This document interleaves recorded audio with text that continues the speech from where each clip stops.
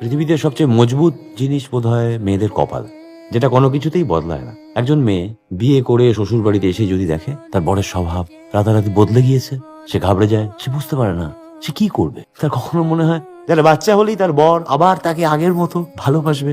আসলে সে হাত রাতে থাকে, খুঁজতে থাকে। এভাবে সে বরের হাতে একদিন মার খায়, এবং এটা না বুঝেই মার খায় যে তার দোষটা কি। যে কোনো সাধারণ মেয়ে, নাম না জানা, কিন্তু ঘটনাটা সেম।